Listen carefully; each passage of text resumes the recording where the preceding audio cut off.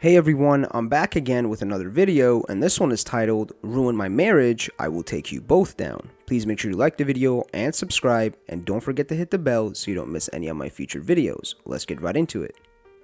Background. In 2006, I was 25 and married to a woman 13 years older than me and became a stepdad to a 15-year-old girl. I always considered myself a level-headed person, kept my cool, and went with the flow. That was until my marriage fell apart. The cast: me, Alma, former wife, Marina, stepdaughter, Carl, stepdaughter's biological father, Karen, BF's ex-wife.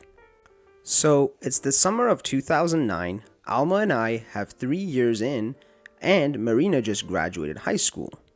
Alma tells me that Marina has been asking about her biological father. Alma says that she wants to write to an old address she had for him and see if he would be interested in getting to know his daughter. I was fine with it, as I believe that Marina had every right to try and get to know her father. A month goes by and Alma tells me that Carl emailed her and is open to getting to know his daughter. Alma and Carl email back and forth so she can feel him out and he can get a sense on what Marina is like. At this point, I don't mind at all because Alma is open about all the emailing and what they write about. Fast forward a few weeks, Marina and Carl are communicating back and forth regularly. Everything looks to be working out. I start to notice Alma on the computer more and more chatting with Carl. I asked her about it and she affirms that she and he developed a friendship over the past few weeks. I don't think much about it as she isn't hiding anything, and Carl lives in Mexico City, we live in Central CA. A few months go by and Alma tells me that Marina wants to meet Carl and he has time off coming, so it's perfect timing to do it. Alma will go with Marina, but I wouldn't be able to go since I couldn't get the time off of work. Alma and Marina go on their trip. They are gone for 2 weeks. Week 1 is spent at Alma's grandparents' home, and week 2 would be spent in Cabo, where Carl would fly in to give him and Marina time to connect in person. Their vacation came and went, and they finally came home. When I picked up the girls, I began asking about the trip, but all I would get would be one-word answers from both of them. Marina and Alma looked like they were upset with one another. I figured they got into an argument on the way home. A few hours in a plane can do that to you. A week later, and we are back in our routine, but Alma and Marina are still barely talking.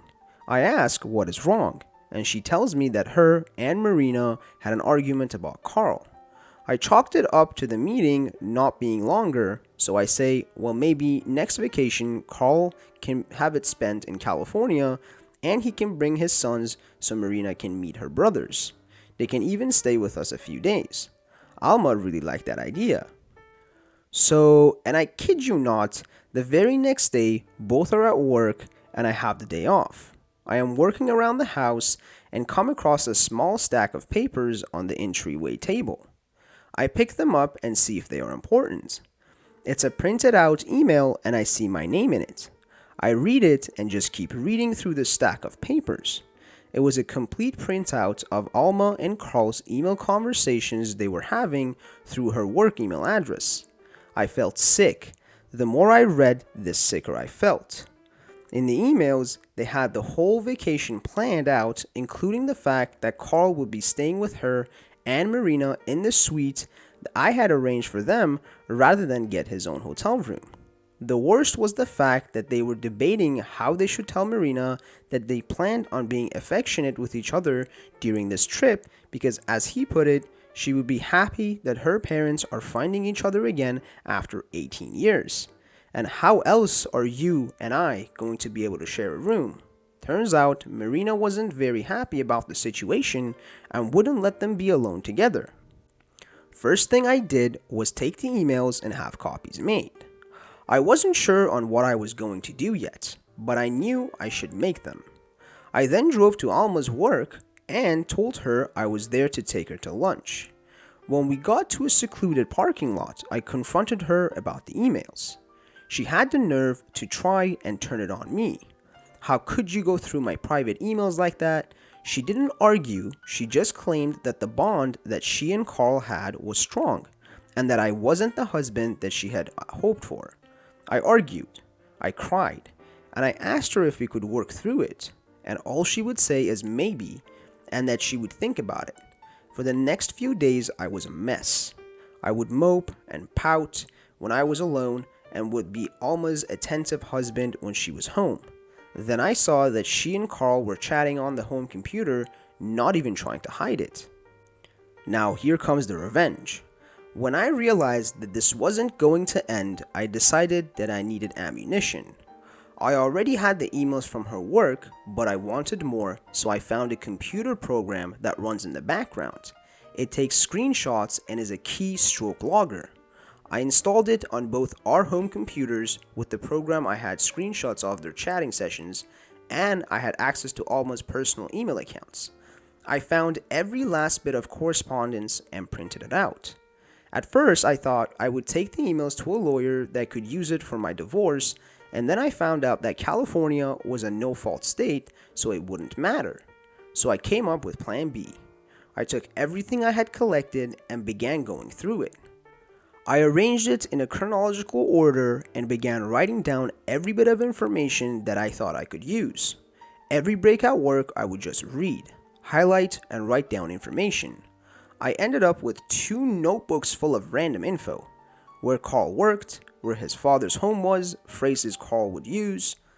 Phase 2 was the fun part. I went to a popular search engine that also would provide you with a free email address. I found a link to the Mexican version and created an email address for a fake woman. Let's call her Miss Sandoval. Miss Sandoval emails Alma and tells her that she was Carl's live-in girlfriend until a few weeks prior, and that she had been debating whether or not to email and warn her about Carl and his anger. Miss Sandoval wrote about the relationship and things that they would do, like his favorite vacation spots, how she cared for his boys, all the pet names he would call her. Everything written would come from one of the emails or chats they would have. Then, Miss Sandoval wrote about how he would become verbally abusive, and it started around the same time that Alma and Carl's relationship changed. Emails went back and forth for a week, and in one email I included pictures of a battered woman I found online.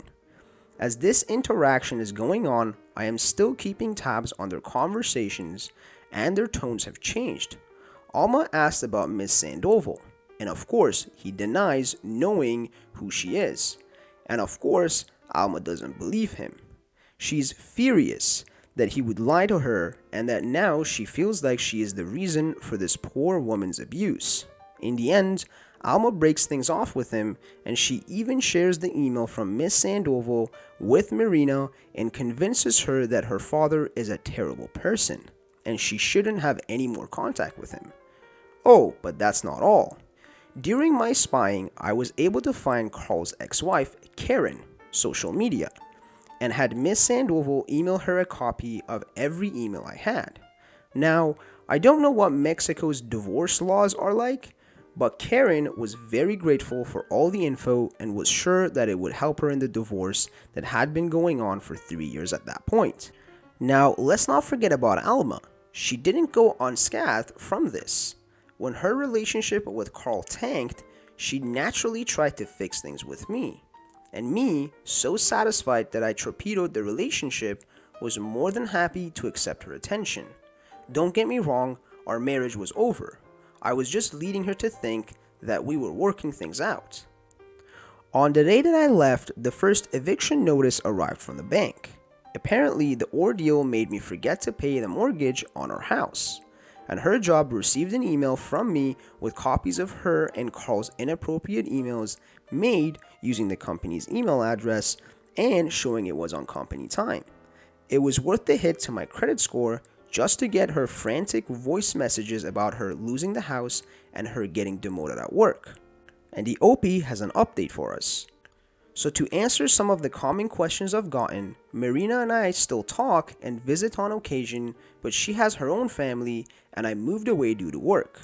Marina and her biological father tried to connect again a few years later, but in the end, he cut all ties with her because she wouldn't act like a loving and devoted daughter on the first visit. Alma and Marina never found out that I was the one to email her as Miss Sandoval. I need to clarify that I intentionally forgot to pay the home mortgage for a few months. She had no idea since I was the one who set up the online accounts and I picked up all the mail.